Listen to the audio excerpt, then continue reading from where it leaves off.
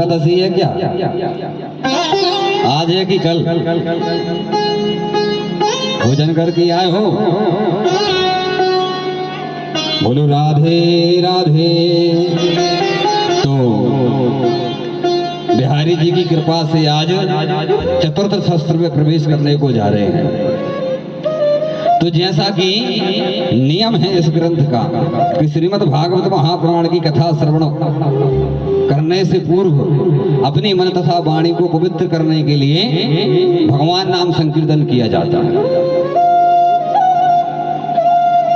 तो हम आज फिर आपसे वही कहेंगे कि अगर यह शरीर मिला है, यह तन मिला है, तो जितना अधिक से अधिक हो सके उतना अधिक से अधिक भजन कर डालो, क्योंकि कल पर मत जाओ कि आज हम व्यस्त कल कर लेंगे। कल का भरोसा नहीं है। किसी कवि ने कहा है, श्वास श्वास में हरि भजो और वृथा श्वास मत खो, ना जाने इस श्वास का फिर आवन हो न हो। संसार के जितने काम हैं वो तो आप बाद में कर सकते हो, समय रहा तो कर लेना, और समय नहीं मिला तो कोई बात नहीं, आपकी ना होने के बाद भी पूरे हो जाएंगे। भैया ध्यान से सुनो, आप लोग आने जाने वालों को मत देखो। आप आके बैठ गई, आपको जगह मिल गई, बहुत है, वो भी बैठ जाएंगी, आएंगी सब।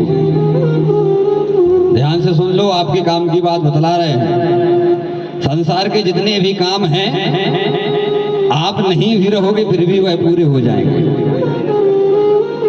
जैसे कोई आधा मकान बना पाए, लेंटर ना हो पाए और भगवान को प्यारा हो जाए वो, तो एक बात बतलाओ, आपके द्वारा वह मकान जो बन रहा था वह क्या कभी पूरा नहीं बन पाएगा? फिर आपके बच्चे एक आध साल नहीं बनाएंगे और फिर उस मकान को पूरा बना देंगे।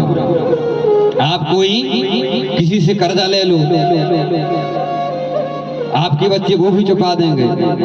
आप अपने बेटा बेटी का विवाह का रिश्ता तय करके चले गए अगर, तो कुछ समय बाद वो भी हो जाएगा।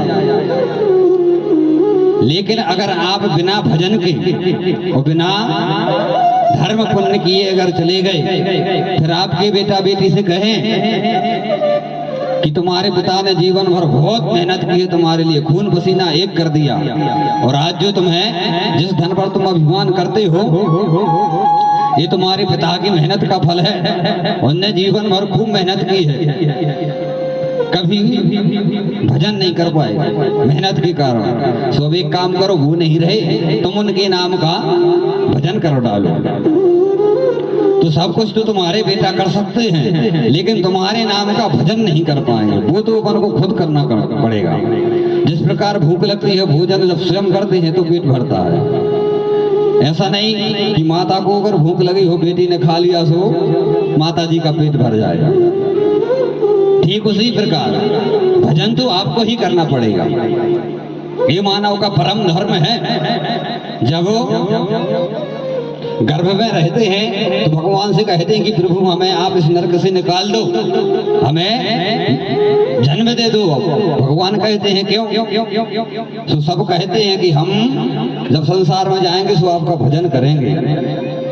और जैसे ही संसार में आते हैं, जन्म होता है, तो भगवान को भूल जाते हैं, ना खुद भजन करते हैं, और जन्म हो जाता है तो जो भजन कर रहे थे घर वाले, तुम्हारी आने की खुशी में वह भजन करना भूल जाते हैं और बढ़िया गाजी बाजी के साथ बधाइयां और गाने लगते हैं। सो खुद तो भजन कर नहीं रहे, वो जो दूसरे कर रहे थे, जो तुम्हारी वजह से वो भी नहीं कर पाए और सूतक लग जाता है। सो घर के जो भगवान रहते हैं वह बाजू वाले के घर पर चले जाते हैं कुछ दिन के लिए। अब ये बात बतलाओ, आप जब आपके संसार में आने से आपके घर के भगवान चले गए तो आपका कल्याण फिर कैसे होगा?